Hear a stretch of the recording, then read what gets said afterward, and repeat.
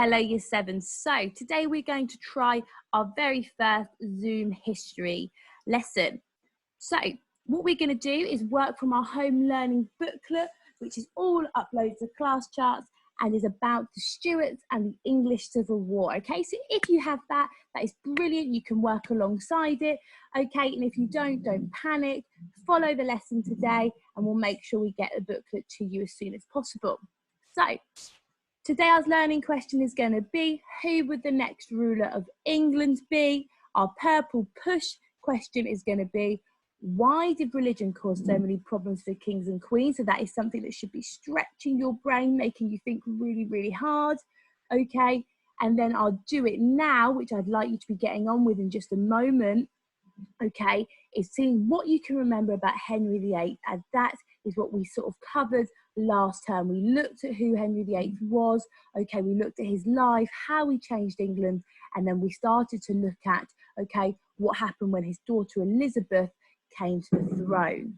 So, as I've mentioned, I'd like for you to be writing down and do it now. It'd be really good if you are physically actually writing this. So I'm really keen for you to keep up your writing skills. Okay, that's really, really important. So if you can be doing that, that's brilliant. Now I'm going to give you a few moments to do that before we go through some ideas together. Okay, using the images on the screen to hopefully help you.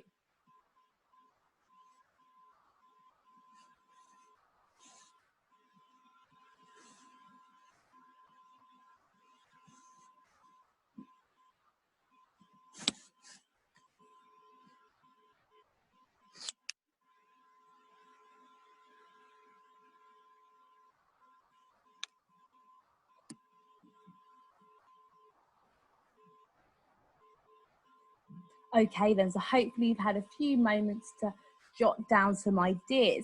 The first thing I'd like us to look at, hopefully, is this middle picture, okay? So we have got Henry at the centre, surrounded by his 6 wives. Now, we know it's quite a colourful relationship history, okay? You have 2 beheadings, 2 divorce, you have 1 wife that luckily survives, and you have 1 that unfortunately dies of natural causes in childbirth. So hopefully you are remembering all of these wives, who these women were and what their fate was. Now, if you look over to these images here, these are obviously the 3 pictures, okay, or the paintings of Henry's surviving children. So you have his son, okay, who was obviously his natural heir as a male. Unfortunately, his son Edward dies at a very, very young age, okay. So as a result, his older sister Elizabeth, okay, she takes over and becomes Queen of England. And you also have the very eldest of his 3 children, which is Queen Mary, okay, and she marries Philip of Spain, okay, and she's a Catholic. Remember, Elizabeth is a Protestant, and that, okay, causes a lot of conflict. Hopefully, also, you are making some links to what Henry did with the church, okay? So we know that Henry broke away from the Catholic Church, and we will revisit what these words mean later on in the lesson to make sure we haven't forgotten them, okay? But we were, Henry breaks from the Catholic Church and the Pope in order to be able to divorce his wives, okay, and live the life he wants as a king, as he rightly thinks he deserves, okay? And also, by doing so, he saves himself lots of money. He no longer has to pay any money to the Catholic Church. And he then forms the Church of England, which he is the head of. And we now have a new branch of Christianity known as Protestantism, okay? So hopefully we have now recapped some of these key ideas. And if you'd like to pause this video at any points you've got a chance to write these down, please feel free to do so. Okay then, so now we're going to have a little read through a story, okay, of what happened to Elizabeth. Now this is obviously a historically accurate story, okay, so this is what happened in Elizabeth's last few days. Now, as I said, this is all in your homework booklet if you would like to be reading alongside me. So, on a cold, wet day in early March 1603, Queen Elizabeth went for a 10-mile horse ride. The next day, she went out for a long walk before staying up all night and dancing and talking. It was amazing for a 69-year-old woman to do. By the end of the week, she was seriously ill with pneumonia. This is a nasty chest infection that can be very deadly. She had throat ulcers and terrible chest pain, but she still refused to rest properly. On the 15th of March, she stood upright for 15 hours to show everyone she was still strong. But not even Elizabeth, with all her strength and determination, could live forever. As soon as she couldn't talk, eat, or move about, she spent her days and nights lying on huge piles of cushions staring at a fire. Despite being queen for 45 years, Elizabeth never married or had any children. This worried her advisors. Who would rule after she died? Elizabeth had never said who she wanted to replace her. Perhaps she didn't want to think about dying. Now, in the Queen's final days, her advisors named Elizabeth's cousin, James, the Sixth of Scotland, as her successor. This is someone who would rule after her. She nodded and raised her hand to show she agreed with their decision. In the early hours of the next morning, on the 23rd of March, 1603, she died. A messenger called Robert Carey jumped on the first string of the fastest horses and galloped up to Scotland to tell James. James VI of Scotland also became James I of England. One man with two countries to rule. 60 hours later, dirty, tired, and injured after a fall on the way, the 37-year-old king arrived in London. The crowds that cheered him were witnessing one of the most famous royal changes in English history. The Tudor period had ended, and now the new Scottish family, the Stuarts, had arrived to rule England. Okay, so hopefully now, after looking at that nice little end of Elizabeth's life and how we explain that, okay, I would like you to answer the questions A to D on your piece of paper at home. So, the first question I'd like you to answer is, what was Elizabeth ill with when eventually caused her death? And then the second question, how long had Elizabeth reigned for? Third question, why do you think Elizabeth's why do you think on Elizabeth's deathbed, James, King of Scotland, was chosen to be king? And on the fourth question, when did Elizabeth die? So I'm going to give you a few moments to go over those things, okay? And then I'll make sure we've got the right answers before we move on, okay? So give you a few minutes to get going with that.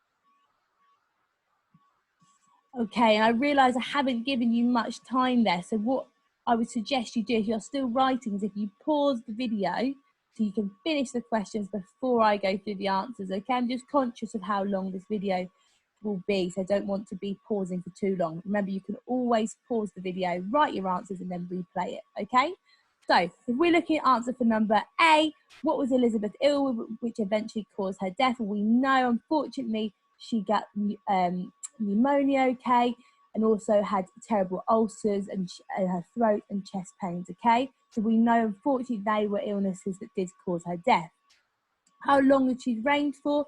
Okay, so we can see that Elizabeth has been Queen of England for 45 years, which is amazing, okay, especially at a time when medicine was really not very advanced, okay. She'd managed to defy all odds and live to a very old age. Why do you think Elizabeth on her deathbed, okay, named James, King of Scotland? So we obviously know that this is her closest blood relative, being her cousin, okay, related to her on her father's side, okay, his father's sister. So the advisors probably thought, you know, this man, he's already a king, he's probably got the right sort of skills to be a king, and he's got, you know, the closest blood link to Elizabeth, so he surely should be the right person to rule England. Finally then, when did Elizabeth die? Well, we can see that unfortunately she died in 1603 on the 23rd of March, okay? So hopefully you got all those answers right. Please tick them if you did, okay? And if you didn't, just pop down the right answer next to where it should have been, okay? Right then, moving on. So, who will take the English crown? We know from our reading that it's going to be James I of England or the 6th of Scotland, okay? So let's do a little fact file about him. And what you might want to do on your paper is write James I's name, okay? And then do some sort of arrows or bullet points under him or around his name so you've got an understanding of who this man is. So we know his name is James Stewart, okay? Not Tudor, Stewart. His age is quite old for this sort of time, okay? He's 37 years old. He's not a young man, okay? Because you have a lot of kings and queens who unfortunately come to the throne very young, okay? But he's quite old. He's done it for a while. For his job title, he's the King of England and the King of Scotland. Nicknames that he was given, none at the time. He was described by Sir Anthony Weldon in 1625 as a nervous, drivelling idiot. So not the best character review there, guys, okay? I'm not sure that's how I'd want to be described. Not sure about you. Brains, well, he was a clever chap and he wrote several books and his favourite subject was witchcraft. Oh, okay, this is a time where, you know, people believed in witches a lot, and there were lots of different crazy ways they used to try and prove that someone was a witch. Okay, and one of these included what they would do is they would tie you to a chair and they'd throw you into the water. Now, if you sunk, they decided that you were not a witch because the water would have repelled you. They would have pushed you out. So if you floated, it would clear you were a witch and you'd get killed for being a witch. But obviously, if you sunk and you were seen to be not a witch, you probably would drown anyway. So what a rubbish way to prove it. Anyway, so fashion, he wore padded clothing in case anyone tried to stab him. Very wise. Hygiene, he never washed. Oh, how gross. And finally, his manners, he swore all the time, picked his nose and used his sleeve to blow it when he had a cold. Well, I'm not sure I'd want to be standing too close to him, especially at the moment, okay? So, being very aware of who he is, okay, and how he may have come across to the English public. Now, just adding on from that, we're going to, little question here for us, the Tudor period ended with Elizabeth and became the what period? So we know Elizabeth was Elizabeth Tudor, so that was the Tudor period. What is James's second name? Stuart. Very good. I'm sure all of you got that. Okay, so it now became the Stuart period. So hopefully you can just jot that down as number E. Remember, if you ever need to pause, just do that, and then you can carry on. So, what were James's first problems? We're going to have a little look at those and answer those questions in a moment. So, James's first problem was religion. As usual, people still argued about religion, as they always had done. But clever Queen Elizabeth has worked really hard to stop the arguments between Catholics and Protestants. Now, remember I said earlier we were going to revisit those two key words, so I know they're always a bit confusing. So let's just go through some major differences, okay? If you're getting confused, you know, what was the difference between Catholic and Protestants, okay? Because remember, they're both they're both Christians, they're just different sort of beliefs within Christianity.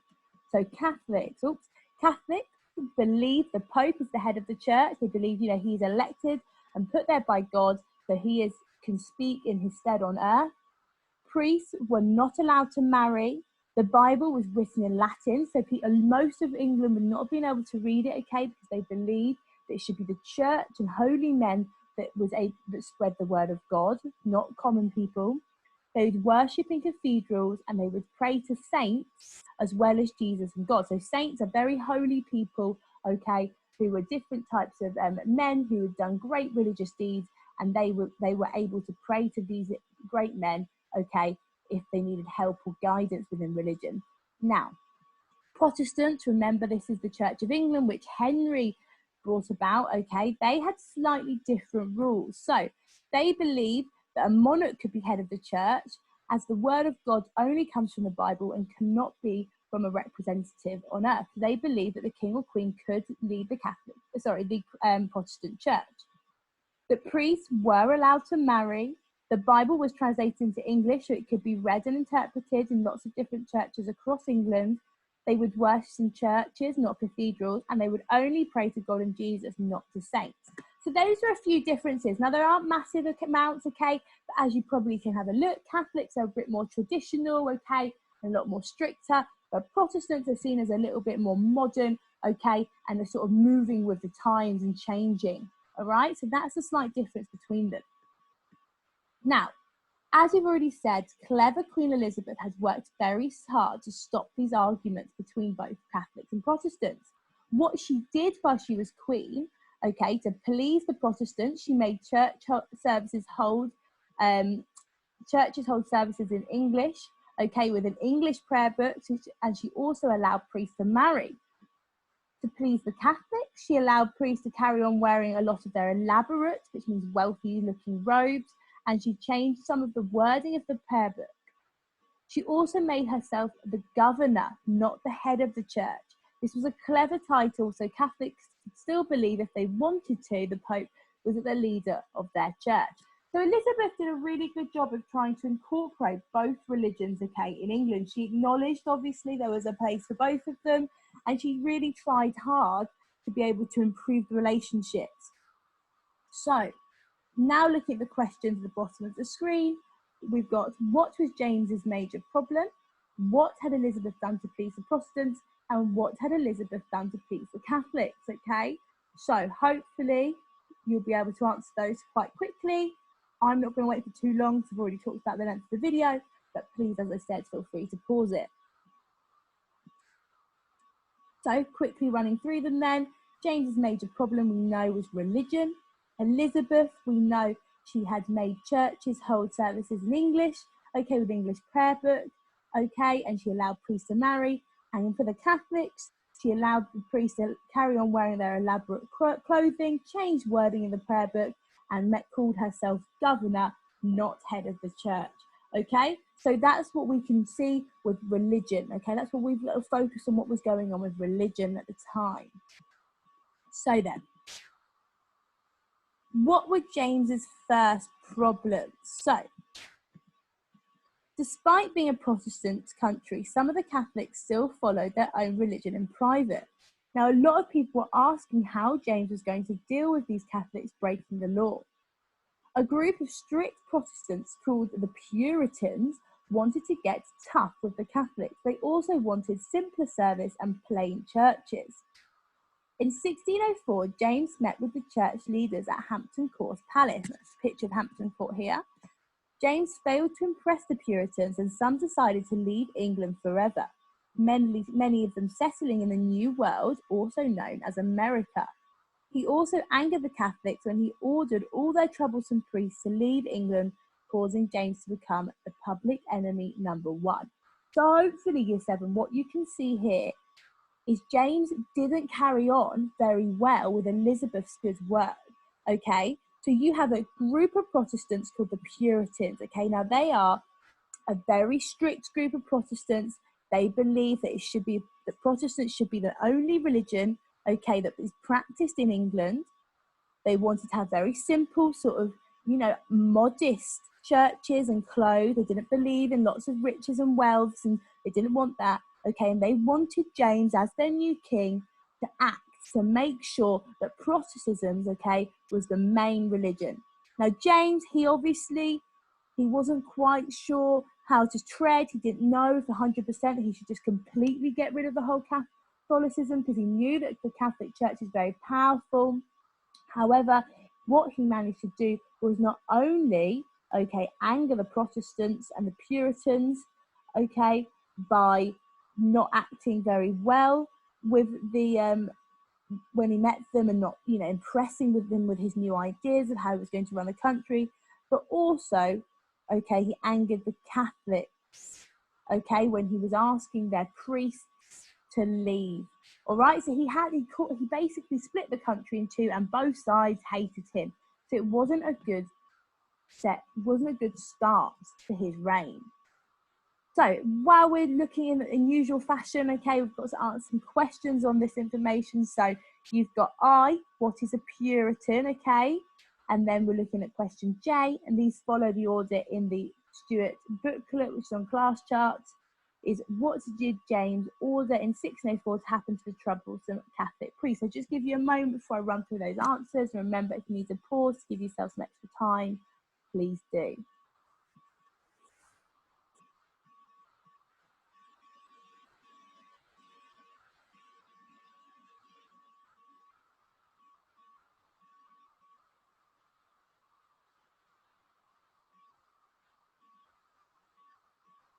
Okay, brilliant. So, what's a Puritan? Well, a Puritan is a strict group of Protestants, okay, who wanted to have simple and plain churches, and they wanted to get tougher with how Catholics were being treated. So, what did James order to happen in 1604 to the troublesome Catholic priests? Was he asked them, okay, to leave England, which angered the Catholics. Okay, he wanted them to leave and go somewhere else. He didn't want them in his country. Really good. So hopefully you've got all of these answers down so far on your bit of paper or in your book, wherever you're choosing to work. Okay, so we're going to look at our final and main task of this Zoom lesson. From what we've learned about the end of Elizabeth's reign and the beginning of James' reign, I would like you to create a book plan using the following format below. You will need a title. You need to make this catchy. You only want to read books which have got catchy titles, okay? Otherwise, it seems a little bit boring. You need an author. Well, obviously, you are going to be the author, so make sure you pop your name down in your book plan.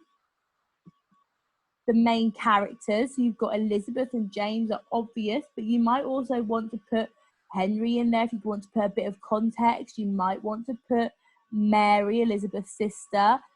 You might want to put the Pope, okay? So there's a few people in there you might want to add down as characters. A setting, okay? Are you going to change the setting? Is it going to all be based in one place, this story? Is it all going to be based in England? Are you going to bring in Scotland? Okay, are you going to bring in different parts of the country? Think about where all of this is going to take place. Is it going to take place in a big castle? What do you think?